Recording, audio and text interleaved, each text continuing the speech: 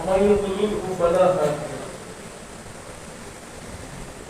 ونشهد أن لا إله إلا الله وحده لا شريك له ونشهد أن سيدنا ونبينا ومولانا محمدا عبده أرسله بالحق بشيرا ونذيرا. قال الله تعالى في القرآن المجيد والفرقان الحميد: أعوذ بالله من الشيطان الرجيم، بسم الله الرحمن الرحيم. أما بنعمة ربك فحدث. صدق الله العظيم، صدق رسوله النبي الأمين الكريم. ونحن على ذلك لمن الشاهدين والشاكرين والحمد لله رب العالمين. قال تعالى في شان حبيبه الكريم: إن الله وملائكته يصلون على النبي يا أيها الذين آمنوا صلوا عليه وسلموا تسليما. اللهم صل على سيدنا محمد وعلى آل سيدنا محمد وبارك. اے ختم رسول سید سرور ذی شان سلطانوں کے سلطان، تم قبلہ دل، کعبہ جان، مرکز عرفان اور حاصل ایمان. تم سامنے ہو اور میں ہوتا رہوں صدقے، مقصد یہ بڑا ہے احسان کئی تم نے کیے، تم پہ میں قربان. ہاں یہ بھی ایک احسان. برادران عزیز، جیسے ہمیں مقصد ذکر میلاد اور یہاں جمع ہونے کا جو ہماری رمز و حالت ہے وہ ہمارے سامنے واضح ہے اور اسے پھر یاد بھی دلانا چاہیے. یہ حضرت کی محبت ہے اور ایک شفقت مجھے یہاں سے عرص دراز سے حاصل. حضرت کے والد گرامی ایسے ہی شفقت فرماتے تھے اور اختر کو یہاں یاد کرتے تھے اور ان محفلوں میں حاصل ہونے کا شرف اس وقت بھی حاصل رہا. الحمدللہ یہ بات بیان ہے، کسی سے چھٹی نہیں ہے کہ وہ سلسلہ بحسن خوبی جاری ہے اور انشاءاللہ قیامت تک جاری ہے. برادران عزیز، جیسے عنوان جو مجھے دیا گیا کہ جب ہم محفل میلاد کرتے ہیں تو اس محفل کی انعقاد کا سبب کیا ہے، اس میں حاصل ہونے والی برکتیں کیا ہیں اور اس کی کیا اہمیت ہمارے اپنی زندگی میں، کسی عمل کی کیا اہمیت ہے اور اسی کے اندر محفل میلاد کی کیا اہمیت ہے. برادران عزیز، جیسے ہم جانتے ہیں کہ کسی کا کہنا کسی کے لیے ماننا ضروری ہے کہ کسی فرد واحد نے کچھ کہہ دیا تو دوسرا فرد اس کو تسلیم نہیں کرتا اور ضروری بھی نہیں ہے. جیسے ہم نے یہ مقولہ سنا ہے کہ ہم رجال نحن، کہ وہ بھی آدمی ہے، ہم بھی آدمی ہیں، انہوں نے بھی پڑھا ہے، ہم نے بھی پڑھا ہے، ان کا اپنا علم ہے، ہمارا اپنا علم ہے، ان کی اپنی رائے ہے، ہماری اپنی رائے ہے، ان کی اپنی تحقیق ہے، ہماری اپنی تحقیق ہے. تو کسی کی تحقیق کو کوئی کیوں ماننا؟ جب تک کہ ہم مزاج، ہم فکر، ہم مشرب نہ ہو، ہم اعتقاد نہ ہو. لوگ اختلاف کرتے ہیں اور کرنے کی نظر کی، لیکن دو ایسے اصول ہیں، ایک ہے قرآن مجید اور ایک ہے حضور पाक की हदीस है, इसका तो इनकार नहीं हो सकता। अगर हम किसी चीज को कुरान मजीद से पेश करेंगे तो जो कहेगा ला इलाहा इल्लल्लाह मुहम्मद रसूलुल्लाह, उसके लिए कुरान का मानना जरूरी है। उसी तरह हदीस करीमा इन अहकाम को बयान करते हैं, मोमिनीन पर उन अहकाम को मानना जरूरी है।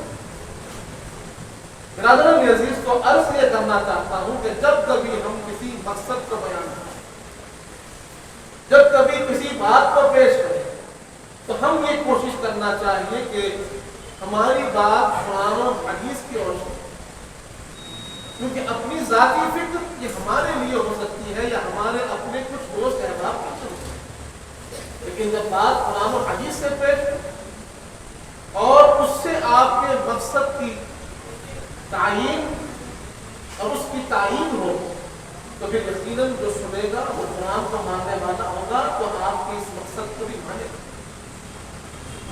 बिरादरान अजीज, उसी तरह जब हम मीलाद की बात करते हैं तो सबसे पहले तो हम जानना चाहिए, हमें जानना चाहिए कि मीलाद ये लफ्ज़ से मीलाद जैसे जश्न ईद मीलाद, आमद मीलाद कहते हैं, जलसे मीलाद कहते हैं, जुलूस मीलाद कहते हैं। अब हर चीज में हम मीलाद कहते हैं, मौलिद कहते हैं। ये लफ्ज बार बार हमारे सामने इन अय्याम में पेश होता ही रहता है। इसका मतलब क्या है? जब इस मतलब को समझेंगे तो इससे जुड़ी हुई जो काम जो एक्टिविटीज हो रही है उसको भी समझेंगे। तो मीलाद से मुराद क्या है, मीलाद का मतलब क्या है? मीलाद का मतलब है पैदाइश या पैदा होना। इसके एक और माना हो सकते हैं, अगर हम उसको सर्फ की तरफ ले जाते हैं, इसमें सर्फ अगर उसको लेते हैं तो पैदा होने का वक्त और पैदा होने की जगह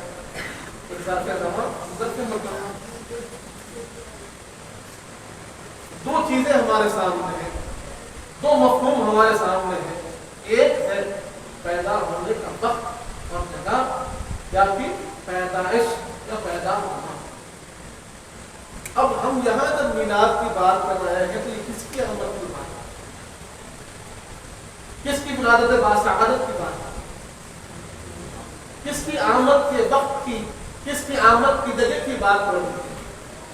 और जैसे हमने जाना है कि हमारा यहाँ जमा होना और आज का अनुमान यह है कि महफिल मीलाद, उसकी इबादियत, उसकी बरकतें और हासिल होने वाली जो नेमतें हैं, हमारा मकसद क्या है, उसकी अहमियत क्या है।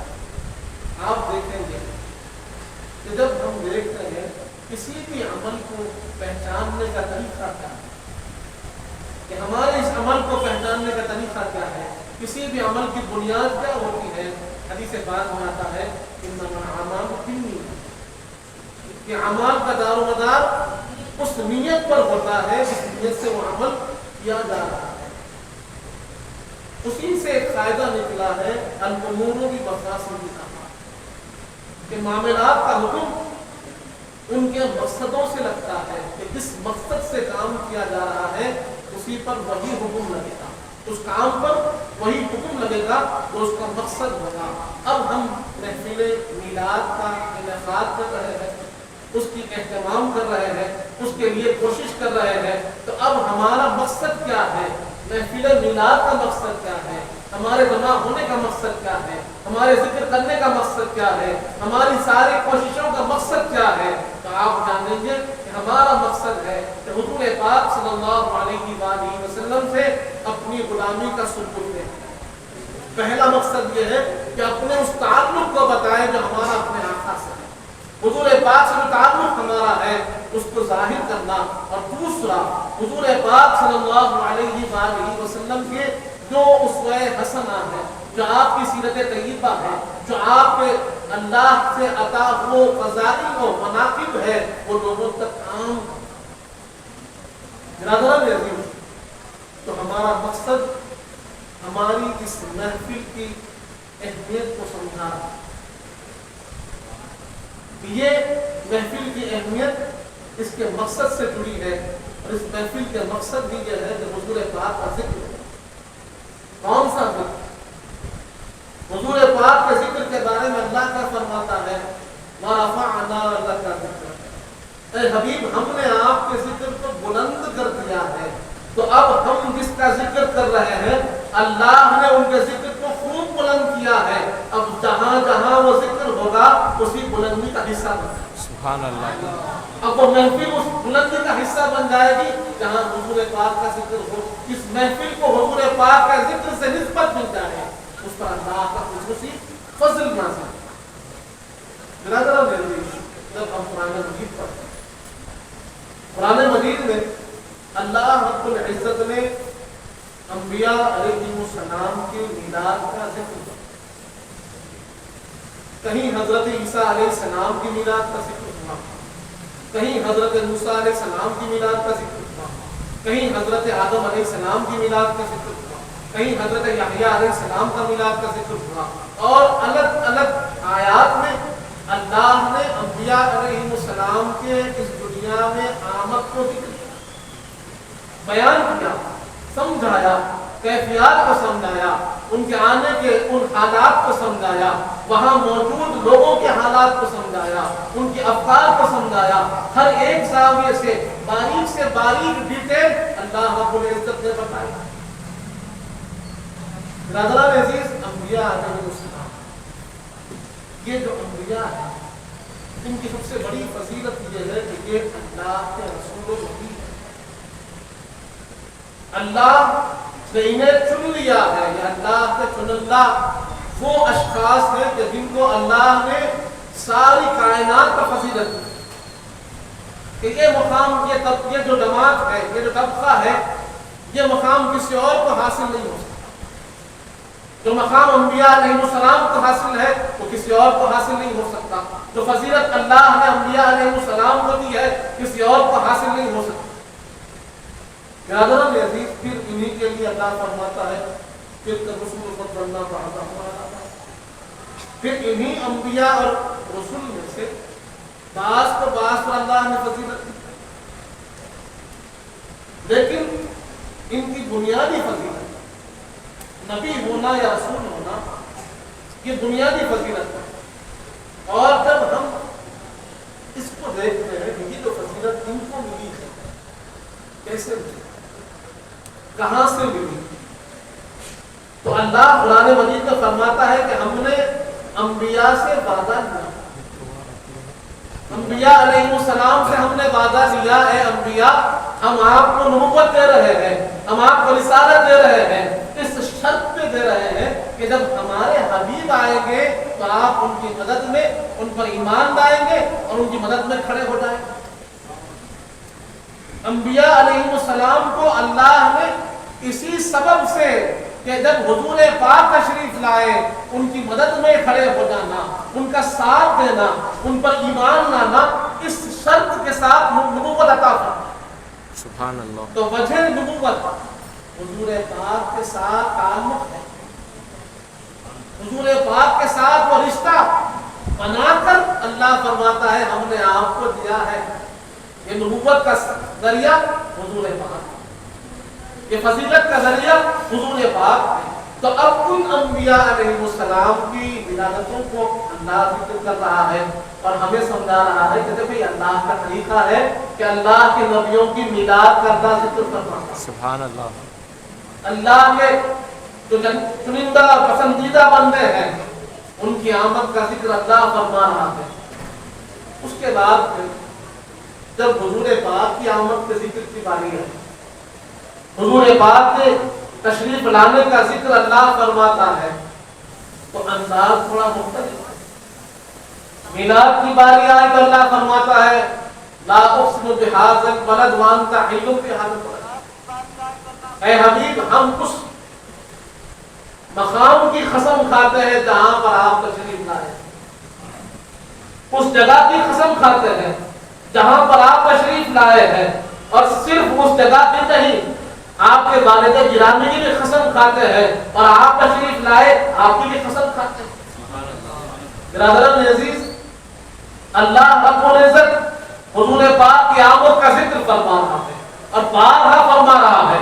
لوگوں کو یہ خیال ہوتا ہے کہ حضور پاک کی آمد کا ذکر قرآن میں نہیں ہے، لیکن اللہ بار بار فرما رہا ہے. کبھی فرماتا ہے انا ارسلناک شاہدا ومبشرا ونذیرا، اے حبیب ہم نے آپ کو بھیجا ہے.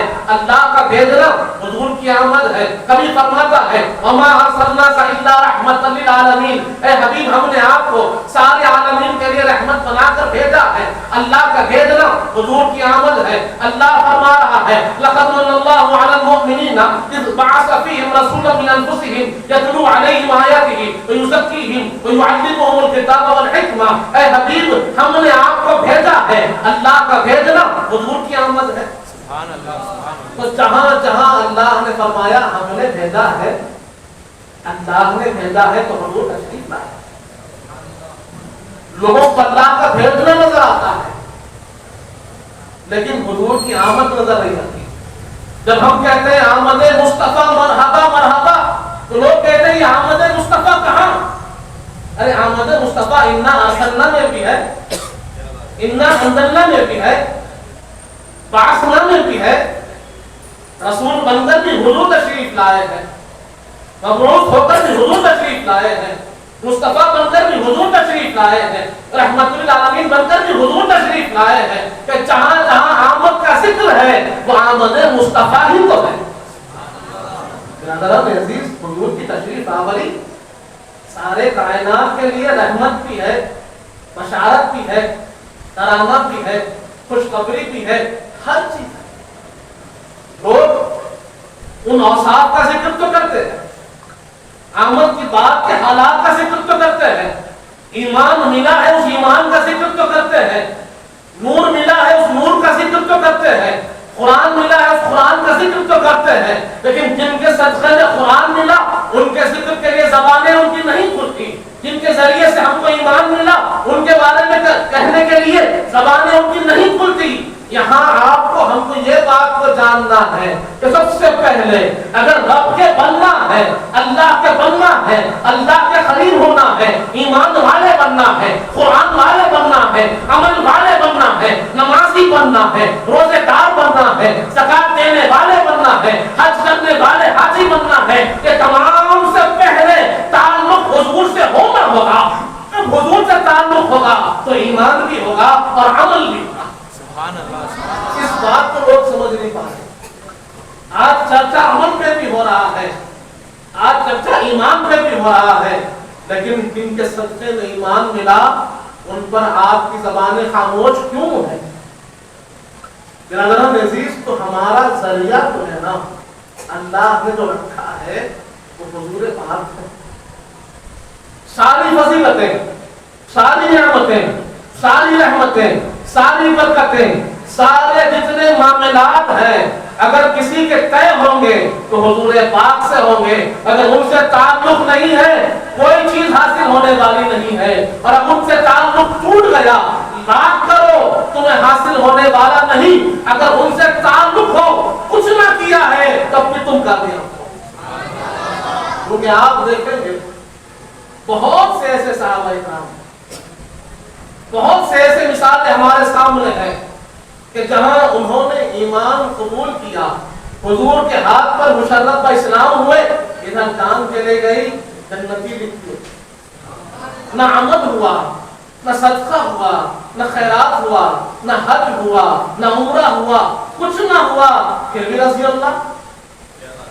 کیا ہے رضی اللہ کا جو تعلق ہے، وہ فضیلت ہے، کیسے ملی؟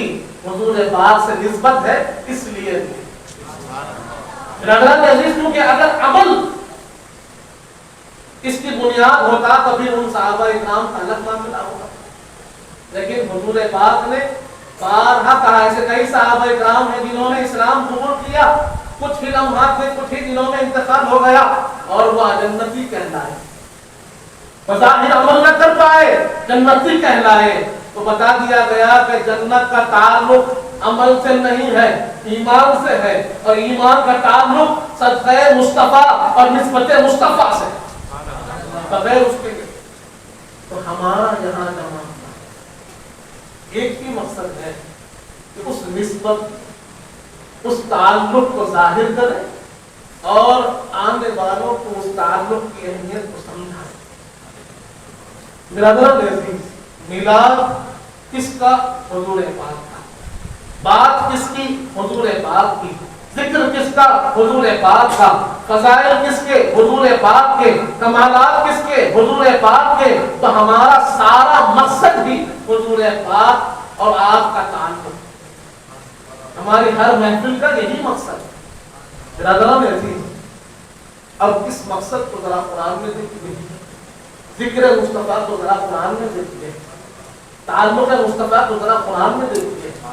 اللہ رب العزت بتا رہا ہے، ہمیں سمجھا رہا ہے، مشہور آیت کریمہ ہے، لیکن تعلق کے لیے میں سمجھتا ہوں کہ یہ آیت بڑی ہمارے لیے کافی اور ہمارے لیے ایک بشارت کا مقام رکھتی ہے کہ اللہ فرماتا ہے قل ان کنتم تحبون اللہ فاتبعونی یحببکم اللہ۔ اے حبیب، آپ لوگوں سے کہہ دیجیے، لوگوں سے آپ فرما دیجیے، لوگوں کو یہ بات بتا دیجیے کہ اگر یہ کہتے ہیں کہ یہ اللہ کو چاہتے ہیں، اللہ سے محبت کرتے ہیں، اللہ کے محبت کے دعویدار ہیں، تو ان سے کہہ دیجیے، ان کو بتا دیجیے کہ آپ سے وابستہ ہو جائیں، آپ کی اتباع کرنے والے بن جائیں، آپ سے اپنا تعلق جوڑ لیں، اور جیسے جیسے آپ انہیں سکھا رہے ہیں ویسے ویسے زندگی گزارنے والے بن جائیں۔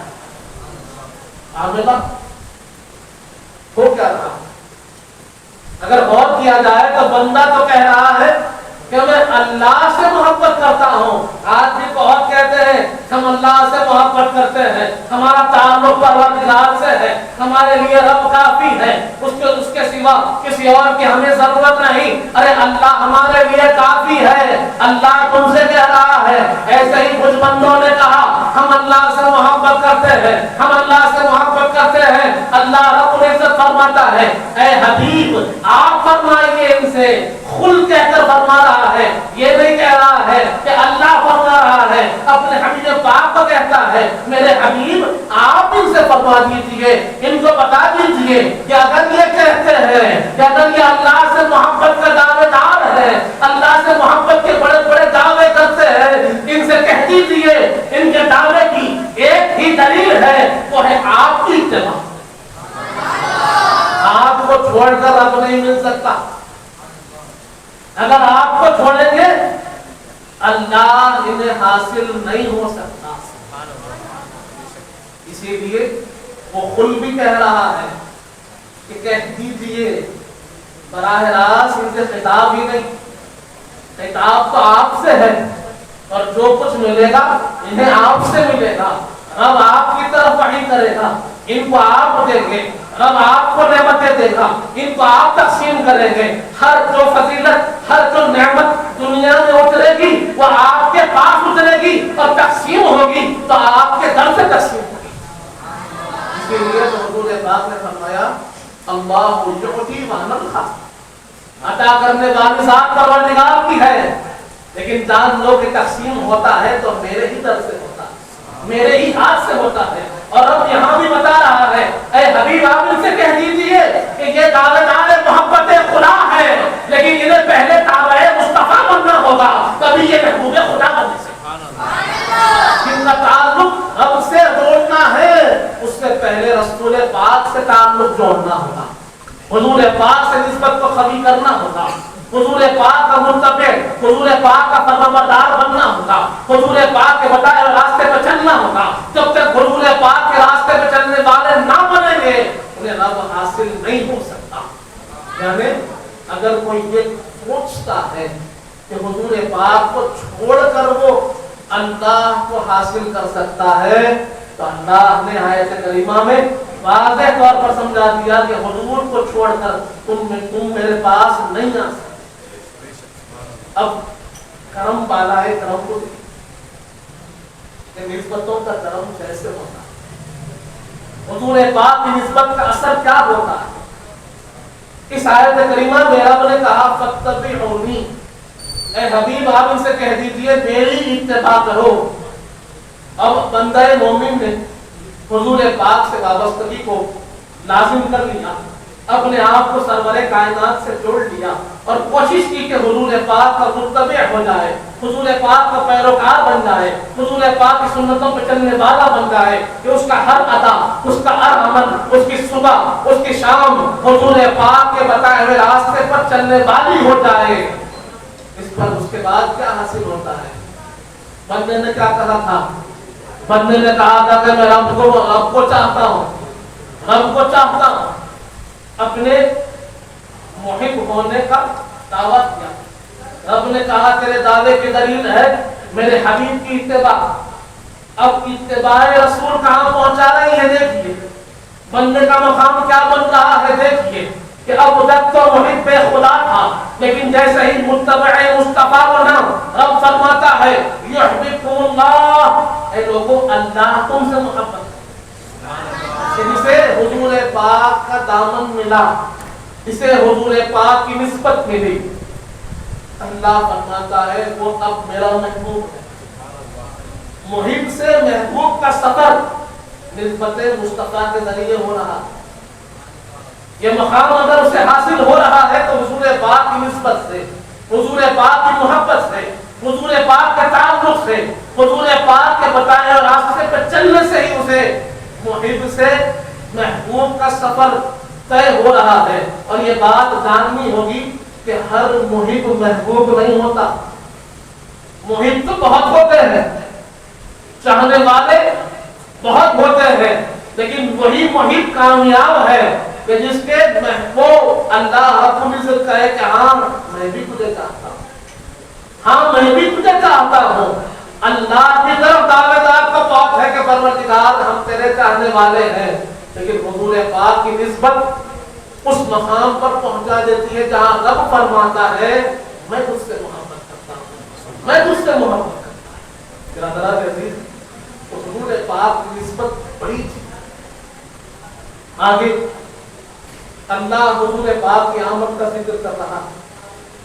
قرآن مجید فرقان حمید ہمیں فرما رہا ہے کہ لَقَدْ مَنَّ اللَّهُ عَلَى الْمُؤْمِنِينَ إِذْ بَعَثَ فِيهِمْ رَسُولًا، کہ تحقیق کہ اللہ نے مومنین پر احسان فرمایا جبکہ ان کے نفسوں میں سے رسول پاک کو مبعوث کیا۔ برادران عزیز، حضور پاک کی آمد اس امت میں یہ اللہ کا احسان عظیم ہے، اور اللہ قرآن مجید میں اس کو سمجھا رہا ہے، اور اسی احسان عظیم کا ہم ذکر کر رہے ہیں۔ محفل میلاد اور کوئی چیز نہیں ہے، حضور پاک کی آمد کا چرچا ہے، حضور پاک کے تشریف لانے کا وہ اعلان ہم بار بار کر کر لوگوں کو سنا رہے ہیں کہ سرور کائنات ہمارے درمیان تشریف لائے ہیں، سرور کائنات ہمارے درمیان تشریف لائے ہیں۔ حضور پاک کی امت ہم ہیں، حضور پاک کی نسبت ہمیں حاصل ہے، کیونکہ اس کی خواہش ہر امت نے رکھی تھی، ہر نبی نے رکھی۔ حضرت آدم علیہ السلام سے لے کر حضرت عیسیٰ علیہ السلام تک ہر آنے والے نبی نے یہ فرمایا تھا کہ ایک اللہ کے وہ برگزیدہ رسول آنے والے ہیں جن کو اللہ نے آسمانوں میں احمد فرمایا ہے، زمین کے جن کا نام محمد ہوگا وہ تشریف لانے والے ہیں، ان کے انتظار کرنا، وہ تشریف لانے والے ہیں، ان کے لیے اہتمام کرنا، وہ تشریف لانے والے ہیں، ان کے لیے تیار رہنا۔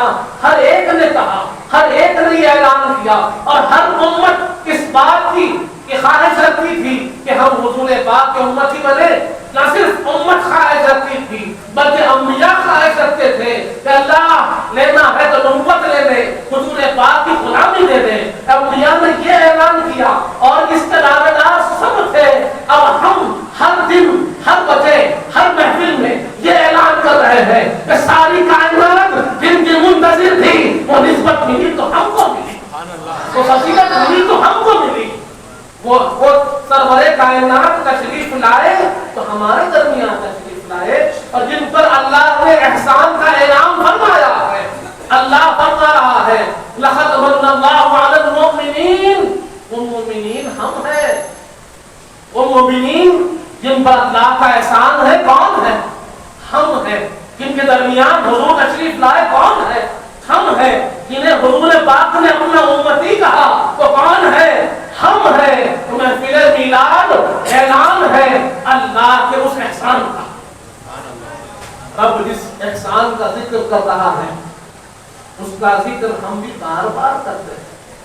اور اللہ فرماتا ہے وَأَمَّا بِنِعْمَةِ رَبِّكَ فَحَدِّثْ، کہ جب تمہیں اللہ کی نعمت ملے اس کا خوب چرچا کرنا، خوب چرچا. اب جب آپ یہ آیت کریمہ پڑھتے ہیں لوگ کہتے ہیں نعمتیں تو دوسری ہے نا، یہاں نعمتوں سے مراد کیا ہے؟ نعمت ہے. تو جب نعمت کا احساس ہو، جو نعمتیں تمہیں اللہ نے دی ہے ان کا خوب ذکر کرو، شکر کرو. کیونکہ اللہ فرماتا ہے اذکروا نعمت اللہ علیکم واشکروا نعمت اللہ علیکم، کہ جو اللہ کی نعمتیں تم پر ہے اس کا خوب ذکر کرو، جو اللہ کی نعمتیں تم پر ہے اس کا خوب شکر کرو. یہ باتیں تو ہے لیکن انہوں نے یہ خیال نہ کیا کہ ان آیات میں جو نعمتوں کا ذکر ہو رہا ہے اس ساری نعمتوں میں سب سے افضل ترین کوئی نعمت ہے، سب سے اعظم ترین کوئی نعمت ہے، سب سے زیادہ بلند کسی نعمت کا مقام ہے تو وہ حضور پاک کی آمد کی نعمت ہے. اور یہ اعلان خود قرآن کر رہا. نعمتیں انگن آپ نے اس آیت کریمہ کو بارہا سنا، بارہا ہمارے بزرگوں نے، ہمارے فقہا، ہمارے علماء، ہمارے مشائخ نے اس آیت کریمہ کو سنا کر ہمیں سمجھایا ہے. اللہ فرماتا ہے لقد من اللہ علی المؤمنین اذ بعث فیہم رسولا من انفسہم، تحقیق کہ اللہ نے مومنین پر احسان فرمایا. اور احسان جو ہوتا ہے مقابل نعمت میں ہوتا ہے. جب نعمت دی جاتی ہے اسی پر احسان ہوتا ہے. تو اللہ رب العزت فرما رہا ہے اے مومنو اللہ نے تم پر احسان فرمایا جبکہ تمہارے نفسوں میں سے رسول پاک کو مبعوث کرتے ہیں. جیسے میں نے عرض کیا کہ اللہ فرماتا ہے نعمتوں کا خوب چرچا ہونا چاہیے، نعمتوں کا خوب ذکر ہونا چاہیے.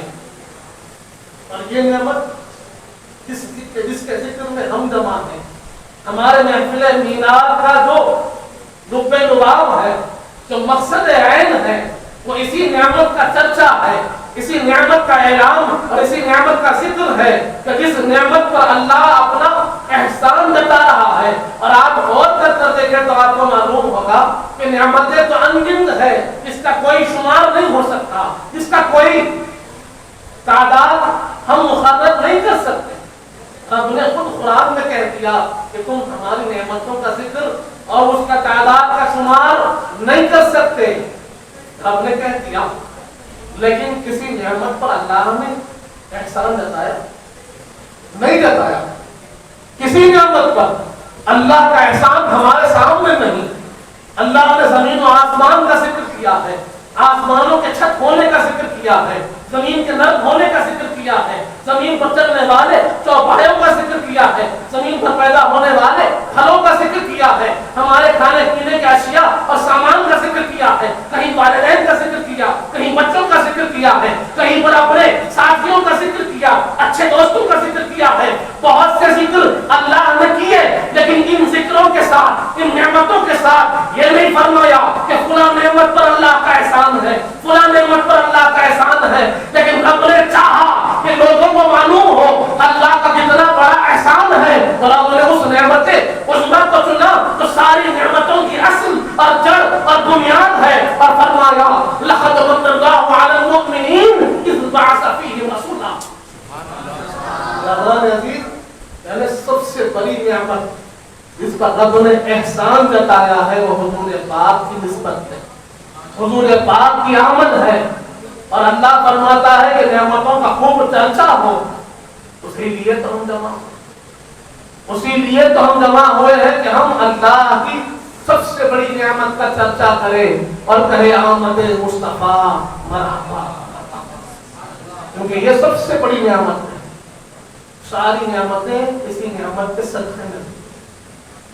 برادران عزیز اس کے بعد ہم دیکھتے ہیں اگر ہم تاریخ بھی اٹھا کر دیکھیں، عرب کے حالات کو اٹھا کر دیتے، ابھی اعلان نبوت نہ ہوا اسلام کی تجویز و اشاعت نہ ہوئی، سرور کائنات کی تشریف آوری کیسے فرق کرتی ہے، کیسے حالات کو بدلتی ہے، چاہے وہ بی بی حلیمہ سعدیہ کے حالات ہو، یا اس اونٹنی کے حالات ہو، یا اس خطے ارض کے حالات ہو کہ جہاں حضور پاک تشریف لائے ہیں، ان حالات کو آپ اٹھا کر دیکھیں، وہاں بغور سماعت کریں، اس کا بغور مطالعہ کریں تو ہمیں معلوم ہوگا کہ حضور پاک کی آمد کے بعد عرب کے حالات بدل گئے۔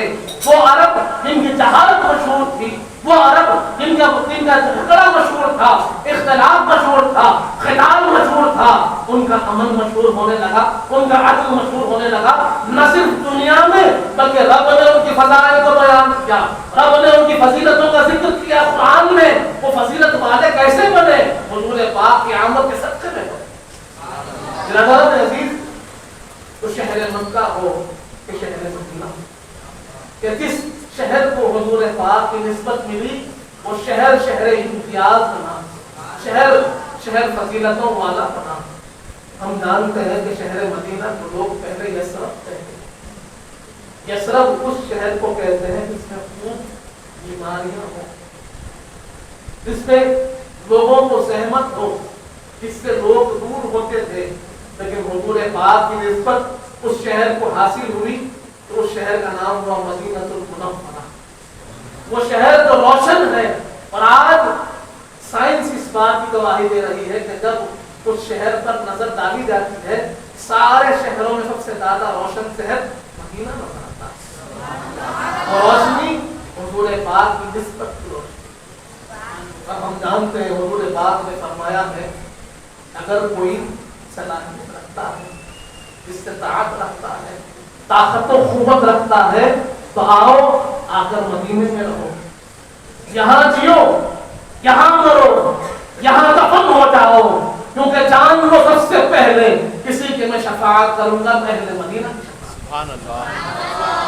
یعنی اس شہر کی خوبی یہ ہے کہ جس کو حضور پاک کی نسبت حاصل ہوئی۔ برادران عزیز، ہمارا جو ذکر میلاد کا مقصد ہے یہی ہے کہ حضور پاک کی نسبت اس ذکر کو حاصل ہو جائے، اس محفل کو حاصل ہو جائے۔ اور جیسے شہر مدینہ کو نسبت ملی تو وہ شہر سارے شہروں کا سردار ہوا، سب سے افضل و اعلیٰ شہر ہوا، اسی طرح اس محفل کو، اس ذکر کو، اس مقام کو حضور پاک کی نسبت ملتی ہے، اس مقام پر اللہ رحمتوں کو نازل فرماتا ہے، برکتوں کو نازل فرماتا ہے۔ برادران عزیز، تو ہم چاہتے ہیں کہ ہماری محفل جڑ جائے تو حضور پاک کے ساتھ، اور ہماری مثال کوئی بڑی مثال نہیں ہے، لیکن مثال تو ہے، تعلق تو ہے۔ کیا ہم نے حضرت داؤد کے اس منظر کو نہیں سنا؟ مصر کے اس بازار کے منظر کو نہیں سنا کہ جہاں حضرت داؤد، حضرت یوسف علیہ السلام، حضرت یوسف علیہ السلام کا وہاں گولی لگ رہی ہے، اعلان ہو رہا ہے کہ خوبصورت ترین شخصیت جن کے حسن کے چرچے ہیں، جن کے فضائل و کمالات لوگوں کے سامنے ایسے بلند ہے کہ مصر کی عورتیں ان کے چہرے کو دیکھتی ہے تو ہاتھیں کاٹ دیتی ہے، لوگ دیکھنے والے تنگ ہے ان کی خوبصورتی کو دیکھ کر، اور لوگ اپنے پاس کا مال و متاع، ثروت کے اہل ثروت، بڑے بڑے مال کے ڈنار لے کر وہاں موجود ہے کہ ان کی بولی ہم لگائیں گے، ان کو ہم خرید کر لے جائیں گے۔ تو وہاں پر ایک خاتون کا بھی ذکر ملتا ہے جو کوڑیاں اپنے ہاتھ میں لے کر آ گئی ہے۔ لوگوں نے کہا تجھے اندازہ نہیں کہ ان کے سامنے کھڑی ہے کیا کام کر رہی ہے؟ اس نے کہا تجھے اندازہ نہیں میں کس غرض سے آئی ہوں، تو نہیں جانتا تو میں جانتی ہوں، میرا معاملہ کیا ہے تو سمجھ نہیں پائے گا۔ معاملہ یہ ہے تیرے پاس ظاہری دولت ہے، تیرے پاس کثرت ہے، لیکن میرے پاس نیت ہے، میرے پاس نیت ہے، اور میں جانتی ہوں کہ ایک موقع ایسا آنے والا ہے جہاں سارے حساب و کتاب رب لینے والا ہے، وہاں انسان حساب نہ کرے گا، معیار انسان کا نہ ہوگا، معیار میرے رب کا ہوگا، اور اپنے معیار کے لحاظ سے رب جب حساب لے बोली किसने लगाई थी? कौन कौन था जो अपना ताल्लुक यूसुफ से जोड़ना चाहता था, मेरे नबी से जोड़ना चाहता था? वहां पर बजाय मेरे पास बहुत सारा माल ना होगा, लेकिन मेरी नीयत होगी, मेरी कौड़ियां होगी और मेरा अज़्म व इरादा होगा। और आपके सामने ये बात पेश होगी कि जब नबी पाक की बोली लगी अपना ताल्लुक पेश करने को, एक बूढ़ी खातून भी मौजूद थी। अगरचे के ताकत न थी, नियत थी, अगरचे के खुवत न थी, इरादा था, सलाहियत बहुत ज्यादा न थी, लेकिन तरफ थी। और वही तरफ हमारी महफिलों का गवाही देगी कि अगर हम कमजोर है, नातवा है, गुनाहगार है, लेकिन हमारा ताल्लुक हमारे मुस्तफा से है, हमारा जिक्र, हमारी महफिल, इसकी नियत हुजूर पाक का चर्चा है। छोटा होगा लेकिन हम छोटे, चर्चा बड़ा है, उस चर्चे से जुड़ जाएंगे, हम भी बाकी हो जाएंगे। तो बात नियत की है, बात मकसद की है, और हमारा मकसद हुजूर पाक से अपने ताल्लुक को जमाना, जोड़ना, उसे साबित करना। बात यह है कि नेमतों का जिक्र तो बहुत, नेमतों के बारे में कुरान ने कई जगह फरमाया, लेकिन मैंने जो आयत करीमा की तिलावत का शर्त हासिल किया, रब उसमें फरमाता है अम्मा बिनिअमति रब्बिका फहद्दिस। और जिक्र और तहदीस में थोड़ा फर्क है, क्योंकि यहाँ अक्सर हमारे जो हज़रात तशरीफ फरमा है वो इल्मी मैदान, इल्मी मदारिस से गुजरते हैं। उनके लिए अर्ज़ कर रहा हूँ कि जिक्र ये आम है, जिक्र तन्हा भी हो सकता है, जिक्र इज्तिमा में भी हो सकता है, जिक्र थोड़ा भी हो सकता है, जिक्र ज्यादा भी हो सकता है, लेकिन तहदीस ये तन्हा नहीं हो सकती। जब आप उसको जाकर तलाश करेंगे, तहदीस के लफ्ज को ढूंढेंगे, बाब तफईल के साथ उसकी खासियत को आप पहचानेंगे, तो यह बात जाहिर होगी कि तहदीस नेमत का मतलब है सब मिलकर जमा होकर उस नेमत का जिक्र। तहदीस नेमत का मतलब यह है कि सब मिलना, जमा होना, सब मिलकर उस नेमत का जिक्र करना, तो तहदीस होगी। बिरादरान अजीज, तो हमारा यहाँ जमा होना इसी मकसद से है कि अल्लाह ने हुक्म दिया कि नेमत इतनी बड़ी, जिक्र उतना बड़ा। तो ये नेमत सबसे बड़ी है, पर जितने जमा हो कम है, जितना जिक्र किया जाए कम है। इसलिए हम बार बार कहते हैं कि एक बात तो रब कबूल कर। तो ये तहदीस नेमत, हमारा जमा होना कि तहदीस नेमत है। अब इस पर ये ख्याल भी होता है कि ये क्या मिलेगा, क्या हासिल होगा। तो वो आयत करीमा हमारे सामने बड़ी शाहिद है कि जहां रब फरमाता है कुल बिफज़लिल्लाहि व बिरहमतिही फबिज़ालिका फलयफ़रहू हुवा खैरुम मिम्मा यजमऊन। अल्लाह फरमाता है कि हबीब आप इनसे फरमा दीजिए कि अल्लाह के फजल और अल्लाह की रहमत पर खूब खुशियों का इज़हार, अल्लाह की फजल और उसकी रहमत पर, उसकी रहमत पर खूब खुशियों का इजहार करो। मेरा दरान अजीज, जब यह आयत करीमा पेश होती है तो लोग कहते हैं भाई कहाँ हुजूर पाक की आमद, मीलाद कैसे, आप मीलाद पर लाकर ये आयत को क्यों जोड़ रहे हैं? आसान तफसीर और सबसे मजबूत तफसीर, क्योंकि यहाँ हम मुफस्सिरीन की सोहबत में बैठे हैं। हम जानते हैं कि तफसीर के जो दर्जात होते हैं उसमें सबसे आला दर्जा है तफसीरुल कुरान बिल कुरान, कि कुरान की तफसीर अगर कुरान से हो तो वो किताब ला रैब फीह है, इसमें कोई शक नहीं है। अगर वही किताब किसी आयत की तफसीर कर रही है, एक आयत की तफसीर दूसरी आयत में रब ही के कलाम से हो रही है, तो फिर वहां कोई शक रहता है ना शुबा रहता है, कोई कलाम रहता है ना कोई एतराज रहता है। तो इस आयत करीमा में रब ने कहा कि कुल बिफज़लिल्लाहि व बिरहमतिही, अल्लाह के फजल اور اللہ کی رحمت پر کیا کرنا چاہیے؟ فَلْيَفْرَحُوا، خوشی کا اظہار کرو، وہ بھی جمع کے ساتھ، وہ بھی جمع کے ساتھ ہے کہ سب خوشی کا اظہار کرو۔ اب یہاں دو لفظ، ایک فضل ہے اور ایک رحمت۔ آپ تفسیر میں جائیں گے، ابن کثیر کو پڑھیے، ابن جوزی کو پڑھیے، یا پھر ابن علامہ جلال الدین سیوطی کو پڑھیے، تفسیر در المنصور کو اٹھائیے، آپ پڑھیں گے تو آپ کو فضل کے مراد کیا ہے، رحمت سے مراد کیا ہے؟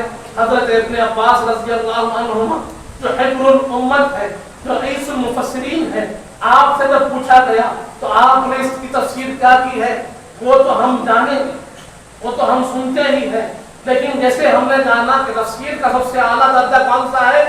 تفسیر القرآن بالقرآن، کہ حضور پاک کی آمد، اس کے بارے میں اللہ کیا فرماتا ہے؟ اللہ فرماتا ہے وَمَا أَرْسَلْنَاكَ إِلَّا رَحْمَةً لِلْعَالَمِينَ، اے حبیب ہم نے آپ کو سارے عالمین کے لیے رحمت بنا کر بھیجا۔ تو حضور پاک کے رحمت للعالمین ہونے میں کسی کو انکار ہے کیا؟ کسی کو انکار نہیں۔ حضور پاک کے رحمت ہونے میں کسی کو انکار ہے؟ کوئی انکار کر سکتا ہے؟ کسی کی مجال ہے کہ وہ انکار کرے؟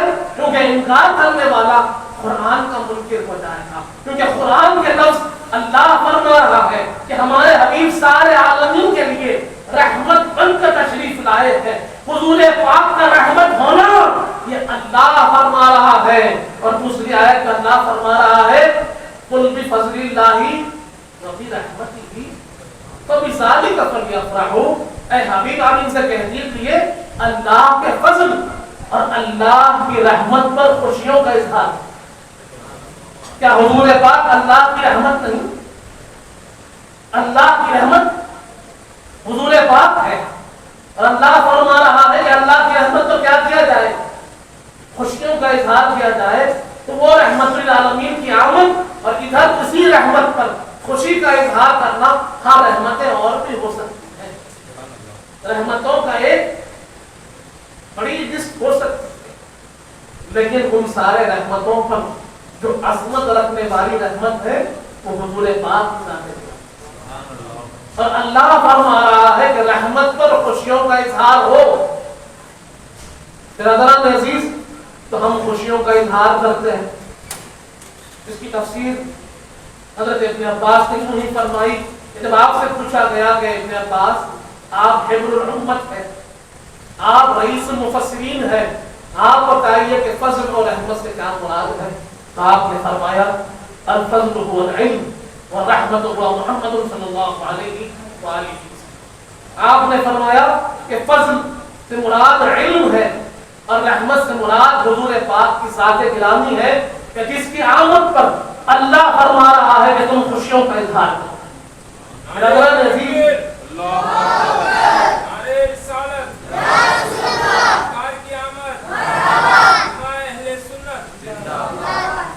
حضرات عزیز تو میں تو بتانا چاہتا ہوں، عرض کرنا چاہتا ہوں کہ ہمارا مقصد محفلوں کے انعقاد کا مقصد، اس کی اہمیت کیا ہے؟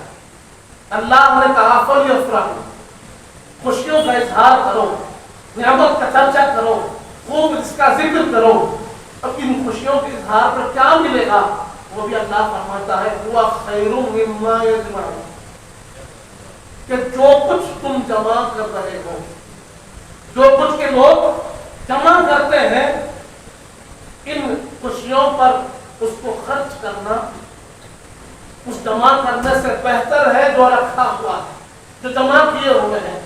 اب بندہ کیا جمع کرتا ہے؟ بندہ کیا جمع کرتا ہے؟ ہمارے ذہنوں میں یہ بات آ جاتی ہے کہ بھائی بندہ مال جمع کرتا ہے، مال جمع کرتا ہے، یہ کسے؟ تو اللہ فرما رہا ہے جو تم مال جمع کر رہے ہو اس سے بہتر ہے کہ تم رحمت قیامت پر خوشیوں کا اظہار کرو۔ تمہارا مال کا خرچ کرنا، تمہارا مال کا لوگوں کو کھلانا، لوگوں کو پلانا، لوگوں کی خدمت کرنا، حضور پاک کی آمد پر خوشیوں کا اظہار کرنا اپنے مال کے ذریعے، یہ تمہارے جمع کرنے سے بہتر ہے۔ لیکن یہاں ایک بات پر غور کریں تو اللہ نے فرمایا خیر مما یجمعون.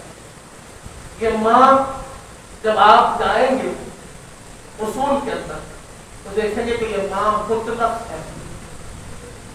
ماں جب مطلق ہوتا ہے تو اپنے تمام اجزاء پر محیط ہوتا ہے. اور ماں جو ہے یہ صرف مال کی حد تک نہیں ہے، کیونکہ بندہ صرف مال جمع نہیں کرتا، نیکیاں بھی جمع کرتا ہے، عبادات بھی جمع کرتا ہے، اپنے لیے کچھ نفل نمازیں بھی پڑھتا ہے، اپنے لیے کچھ نفل خیرات بھی کرتا ہے، اپنے لیے کچھ اچھے اچھے کام کر کر جمع کرتا ہے. آخرت کا سامان ہو جائے، آخرت کے سامان کا بھی وہ تیاری کرتا ہے، اور چیزوں کو جیسے جمع کرتا ہے ویسے ہی اعمال کو بھی جمع کرتا ہے. اور اس آیت کریمہ میں اگر غور کریں تو معلوم ہوگا رب فرما رہا ہے فضل و رحمت پر خوشی کا اظہار ہر اس عمل سے بہتر ہے جو بندہ جمع کرتا ہے، جو بندہ جمع کر رہا ہے. ہم نفل نماز پڑھو، لوگ کہتے ہیں محفل میں کیوں بیٹھے ہو، حضور پاک کے ذکر میں کیوں بیٹھے ہو، حضور پاک کی خوشی میں باہر کیوں نکلے ہو. اس سے بہتر ہے کہ نماز پڑھ لو، اس سے بہتر ہے کہ خیرات کر لو، اس سے بہتر ہے کہ روزہ رکھ لو. اللہ فرماتا ہے رحمت کی آمد پر خوشی کا اظہار کرنا تمہاری ہر جمع کردہ کی چیز سے بہتر ہے، چاہے تمہارا مال ہو چاہے تمہارا عمل ہو. حدیث کو اللہ کو پسند کیا بندہ وہ کرتا ہے، اللہ کو حکم دیتا ہے بندہ وہ کرتا ہے. بندے کے دل کو جو پسند ہے وہ نہیں، رب کو جو راضی کرے وہ کرتا ہے. اور رب کہہ رہا ہے کہ فضل و رحمت پر خوشی کا اظہار کرو، اس لیے اللہ کے بندے خوشی کا اظہار کرتے. یقیناً اختتام کی طرف میں آخر میں دو باتیں مشہور باتیں ہیں لیکن ہمارے مقصد کو پورا کرنے والی. ہمارا جو عنوان ہے کہ ان محفلوں سے ملتا کیا ہے، کیا برکتیں ہیں، ان محفلوں سے ملتا کیا ہے، ذکر رسول سے ملتا کیا ہے. ارے جس کو ملا ہے اس سے پوچھو. آپ اللہ والوں کے پاس ہیں، اللہ والوں کی بارگاہ سے ہم منسلک ہیں، آپ ان سے پوچھو، وہ کہیں گے سب کچھ ملا تو ان کے صدقے میں ملا. ارے رب بھی ملا تو ان کے ذریعے ملا، کیونکہ رب کہتا ہے اے حبیب بندے سب میری رضا چاہتے ہیں، میں تمہاری رضا چاہتا ہوں، میں تمہاری رضا چاہتا ہوں. وَلَسَوْفَ يُعْطِيكَ رَبُّكَ فَتَرْضَىٰ. اے حبیب رب آپ کو اتنا دے گا کہ آپ راضی ہو جائیں. رب آپ کی رضا چاہتا ہے. برادران عزیز، صحیح بخاری کی وہ حدیث ہمارے سامنے، امام بخاری کتاب الرضاعت ترتیب دے رہے ہیں. کتاب النکاح کے اندر باب الرضاعت ہے، اور باب الرضاعت کی ترتیب کرتے ہوئے امہات الرضاعت کا باب ہے کہ حضور پاک کی رضائی ماؤں کا ذکر. حضور پاک کی ایک سے زائد رضائی مائیں تھی. ایک ماں جنہیں ہم بارہا جانتے ہیں وہ بی بی حلیمہ سعدیہ ہے، اور ایک اور رضائی ماں حضور پاک کی بی بی سویبہ. صحیح بخاری کی یہ حدیث ہمارے سامنے ہے، اور امام بخاری کی فکر بھی اس سے ہمیں واضح طور پر سمجھ میں آتی ہے کہ جب امہات الرضاعت کا ذکر کرتے ہوئے حضور پاک صلی اللہ علیہ وسلم کی رضائی ماؤں کا ذکر کرتے ہوئے امام بخاری بی بی سویبہ کے پاس پہنچے تو یہ بہت کافی تھا کہ حضور پاک کی رضائی ماں ہے کہہ دیتے، بات ختم ہو جاتی. لیکن امام بخاری نے بات کو یہی ختم کر دیا، بلکہ بی بی سویبہ کا تعارف کیا اور فرمایا کہ سویبہ یہ وہ خاتون ہے جو ابو لہب کی باندھی تھی. اور جب بخاری شریف ہے، بات چل رہی امہات الرضاعت کی ہے، لیکن امام بخاری لکھ رہے ہیں کہ جب حضور پاک کی تشریف آ گئی، حضور پاک کی ولادت باسعادت ہوئی، تو یہ سویبہ خاتون حضور پاک کی جو رضائی ماں وہاں موجود تھی، اور کیونکہ ابو لہب کی باندھی تھی، اپنے سردار کو، اپنے آقا کو خوشخبری دینے کے لیے دوڑتی ہوئی ابو لہب کے پاس بھاگی اور کہا اے ابو لہب تمہارے بھائی عبداللہ کے گھر ایک شہزادے تولد ہوئے. اس پر ابو لہب نے کہا تو آزاد ہے. حضور پاک کی آمد کی خوشی کا ذکر کیا تو ابو لہب نے بی بی صہیبہ کو آزاد کر دیا خوشی کے مارے کہ تم نے مجھے خوشخبری دی حضور پاک کی آمد کی، جا تجھے آزاد کرتا ہوں. چلو یہاں تک بھی بات ہو گئی تھی، صہیبہ کا ذکر تھا، چلو یہاں تک بھی امام بخاری نے ذکر کر دیا، شکریہ. لیکن آگے آپ فرماتے ہیں کہ ابو لہب مر گیا. ابو لہب کے مرنے کے بعد کون ابو لہب جس کے لیے قرآن کہتا ہے تبت یدا ابی لہب وتب، ہلاک ہو گیا ابو لہب، خوب ہلاک. اس ابو لہب کے بارے میں امام بخاری کہتے ہیں کہ ابو لہب جب مر گیا تو کسی نے اسے خواب میں دیکھا اور خواب میں دیکھ کر اس سے پوچھا کیا بات ہے ابو لہب، تیری حالت بڑی خیر نظر آتی ہے، بڑی بری حالت میں تو نظر آتا ہے، کیا بات ہے؟ اس نے کہا کہ مرنے کے بعد مجھے بڑی سختیاں ملتی ہیں، بہت سزائیں مجھے ملتی ہیں، لیکن بات یہ ہے کہ ایک دن آتا ہے ہفتے میں جب مجھے راحت ملتی ہے، سکون ملتا ہے اور میرے دونوں انگلیوں کے درمیان سے مجھے ٹھنڈا پانی ملتا ہے.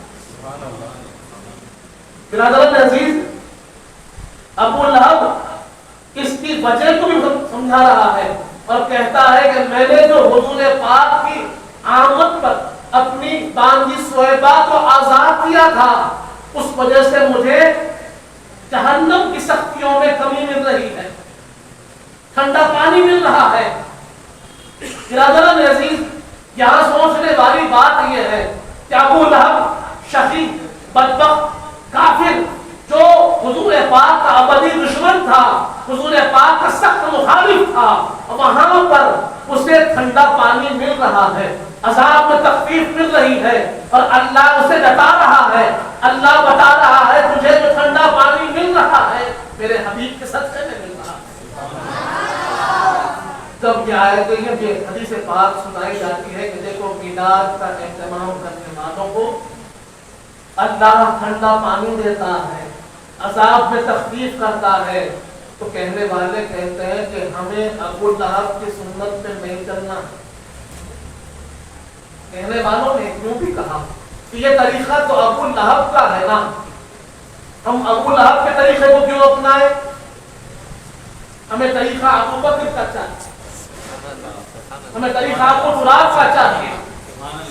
بات تو صحیح ہے لیکن اس نے سمجھا نہیں.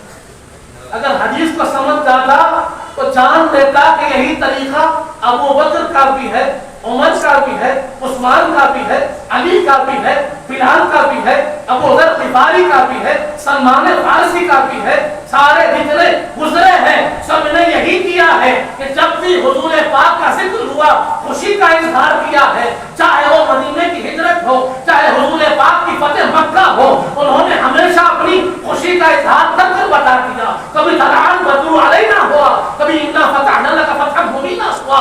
آپ دیکھیں گے کہ ایک ایک ادا کو حضور پاک کی صحابہ کرام نے خوشی سے اپنایا بھی ہے، ہم تک پہنچایا بھی. انہوں نے تو ہر لمحہ حضور پاک کی ہر ادا پر خوشی کا اظہار کیا. برادران عزیز، لیکن یہ اعتراض لوگوں کے ذہنوں کو ہلاتا ہے کہ بھائی واقع بات تو ابو لہب کی ہے، ہم کیوں کریں؟ ارے کرنے والا ابو لہب کا ہوگا لیکن جزا دینے والا تو خدا ہے. عذاب کا مستحق ابو لہب بنا تھا لیکن عذاب کا کام کرنے والا خدا ہے. برادران عزیز، باندھی کو عذاب انگلی کے اشارے سے ابو لہب نے کیا، انگلی سے پانی دینے والا تو خدا ہے نا. ارے یوں ہی تخفیف کر دیتا، یوں ہی پانی پلا دیتا، لیکن رب نے یوں ہی نہ کیا بلکہ جتا بھی دیا کہ احسان خدا کیوں ہو رہا ہے، کیونکہ حضور پاک کی آمد پر تم نے اشارہ کیا تو اس احسان کو بھی رب نہیں چھوڑتا. وہاں بھی تجھے دیتا ہے کہ جس عمل کو میرے حبیب سے نسبت ہے وہ آئندہ نہیں جا سکتی، چاہے کہ کوئی خیر نہ کیا.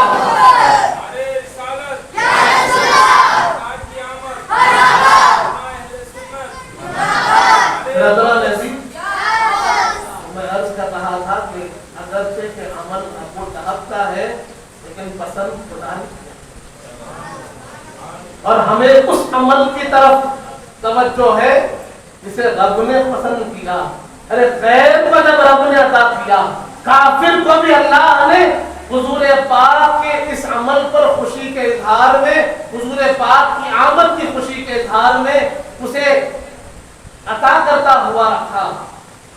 تو پھر جب مومن ہوگا تو کتنا, اگر کوئی ایمان والا حضور پاک کا غلام حضور پاک کی آمد کا ذکر کرے گا, اس پر خوشی کا اظہار کرے گا, اس پہ صدقہ و خیرات کرے گا, اس پر غریبوں کو کھانا کھلائے گا, اس پر کوئی خدمات انجام دے گا, تو اللہ کا کتنا بڑا اجر اس کو حاصل ہوگا. اور یہ میں نہیں کہتا, میں کہوں جسے میں نے عرض کیا نا کہ میری بات کا کیا سنا کہ حضرت اسقلانی رحمۃ اللہ علیہ, حضرت امام اسقلانی فرماتے اپنی کتاب میں کہ جب ایک کافر کو رب میلاد کا صدقہ عطا فرما رہا ہے, تو اگر مومن کرے گا تو کئی گنا ثواب پائے گا, کئی گنا اجر پائے گا. امام اسقلانی اپنی کتاب برخانی کے اندر نقل فرماتے ہیں اور اس کی اہمیت کو سمجھاتے ہیں. دوسری ایک روایت, دوسرا ایک واقعہ ہم نے باہر رکھا ہونا ہوتا, مشہور واقعہ ہے, لیکن ہمارے اس انعقاد پر وہ بہت بڑی ہمارے لیے حوصلہ افزائی کا واقعہ بنتا ہے. شاہ محدث دہلوی حضرت عبدالرحیم, شاہ عبدالرحیم محدث دہلوی رحمۃ اللہ علیہ کا یہ واقعہ بڑا مشہور ہے کہ آپ کا یہ طریقہ کار تھا کہ آپ ہر سال حضور پاک کے میلاد کا خوب اہتمام فرمائیں. کہ آپ کا طریقہ کار طریقان ہے. آج جو حدیث کی بات کرتے ہیں, بر صغیر میں اگر حدیث ملی ہے تو اسی گھرانے کے ساتھ میں. انہوں نے محنت کی تو ہم نے حدیث پڑھی, انہوں نے محنت کی تو ہم نے قرآن پڑھا, قرآن کی تفسیر پڑھی, قرآن کا ترجمہ پڑھا, فقہ کے اوپر ان کی محنت ہے, حدیث پر ان کی محنت ہے. یہ محدث بھی ہے, فقیر بھی ہے, مفسر بھی ہے, اللہ کے بہت بڑے ولی بھی ہیں, اپنے وقت کے امام ہیں. یار جتنے حدیث پڑھنے والے ہیں بغیر ان کے حدیث کا درس مکمل نہیں ہوتا. وہ محدث دہلوی, وہ محدث دہلوی شاہ عبدالرحیم, آپ کا طریقہ کار تھا کہ حضور پاک کے میلاد پر بڑا اہتمام, خوب اہتمام فرماتے. حالات ہے, قرآن کہتا ہے وَتِلْكَ الْأَيَّامُ نُدَاوِلُهَا بَيْنَ النَّاسِ, کہ زمانہ پھرتا رہتا ہے, جہاں دن ہے وہیں رات بھی ہے, کہیں اتار ہے تو کہیں چڑھاؤ بھی ہے, حالات فرق ہوتا رہتا ہے. حالات تھوڑے سے کمزور ہوئے, معاشی اعتبار سے تھوڑا سا حالات میں تنگی محسوس ہوئی, تو آپ نے اہتمام تو کیا, لیکن وہ جو اہتمام نعمتوں کے ساتھ ہوتا تھا وہ نہ ہو پایا. تو آپ نے چنوں کو تصویر, میلاد کا ذکر ہوا, حضور کی آمد کا ذکر ہوا, قصیدہ پڑھا گیا, نعت سنی گئی, ذکر مصطفیٰ ہوا. اس کے بعد یہی سنت جو ہم آج دیکھ رہے ہیں انہی کی سنت ہے کہ انہوں نے چنوں کو تقسیم کر دیا, چنے تقسیم ہوئے, لیکن دل پر ملال گزرا کہ جو ذکر تھا اہتمام بھی ویسے ہی ہونا تھا. جن کی محفل تھی اہتمام بھی بڑا ہونا تھا, ذکر بڑا ہے تو اہتمام بھی بڑا ہونا تھا, لیکن حالات کی تنگی اس کا اجازت نہ دی. آپ کہتے ہیں کہ دل ملال کے ساتھ میں سو گیا, دل پر بڑا بوجھ تھا, خواب میں دیکھتا کیا ہوں, حضور پاک کی جلوہ آوری ہے, حضور جلوہ فرما ہے, اور حضور فرما رہے ہیں کہ وہ چنے لاؤ, وہ چنے لاؤ. عبدالرحیم کے پاس کے چنے لاؤ, اور حضور ان چنوں کو محبت کے ساتھ یوں اچھال کر نوش فرما رہے ہیں.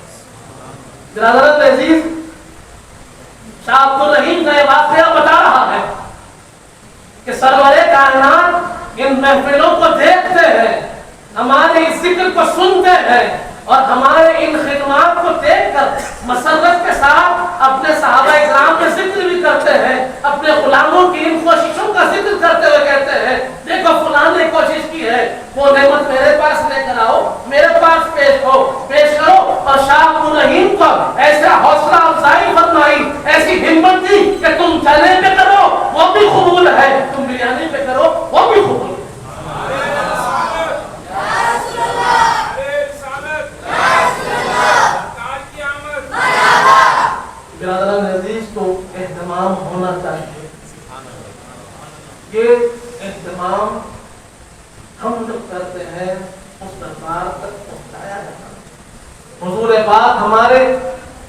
कोशिशों को देखते हैं और यकीनन सरकार तो आलम हमसे खुश होते हैं। जिससे सरकार खुश है उससे रब खुश है। हम यही चाहते हैं कि हमारे आका हमसे खुश हो। हमारे एहतमाम का मकसद भी ये है कि आपका जिक्र आम से आम हो, लोगों तक जो जिक्र पहुंचेगा तो लोगों के दिलों में भी वो शम्मा जलेगी, रोशनी पहुंचेगी। और साथ ही साथ हम ये कोशिश करते हैं कि अपनी निस्बत अपना ताल्लुक मजबूत से मजबूत हो और हम अपने आप को हुजूर पाक का जो गुलाम कहते हैं उस गुलामी का हक अदा हो। यही हमारा मकसद है। अल्लाह ताला से दुआ हमारे जब तक मुबारक सलाम पर तक मौत ईमान पर दे, वक्त नका हुजूर पाक सल्लल्लाहु अलैहि वसल्लम का दीदार नसीब फरमा दे। नेक और सालिह मुत्तकियों पर इंतजार बना। हमारे गुनाहों को माफ फरमा, हमारे गुनाहों को नेकियों से तब्दील कर। हमें जो परेशान हाल है उनकी परेशानियों को दूर, हमें जो बीमार है उन्हें शिफा कामिल अता फरमा, हमें जो मखलूक है उन्हें कर्मों में अता फरमा। जो कुछ कहे हैं जो कुछ सुने हैं उस पर अमल करने की तौफीक अता फरमा। हुजूर पाक सल्लल्लाहु अलैहि वसल्लम का सच्चा गुलामों का भी बना बने, अहले बैत अतहार का सच्चा गुलाम बना, सहाबा इकराम का चाहने वाला बना और या अल्लाह का चाहने वाला बना। उनके बताए रास्ते पर चलने की तौफीक अता फरमा। सल्लल्लाहु तआला अलैहि सय्यिदिना मुहम्मद व अला आलिहि व सहबिहि वसल्लम। अल्हम्दुलिल्लाहि रब्बिल आलमीन। फिर एक मर्तबा में तशरीफ फरमा यहाँ तमाम बुजुर्गों का और बच्चों का और खुसूसन मेरे बिरादर मुअज़्ज़म आपका मैं ज़्यादा करता हूँ कि आपको मुझे यहाँ और यहाँ आपके सामने खुद प्रोग्राम सरकार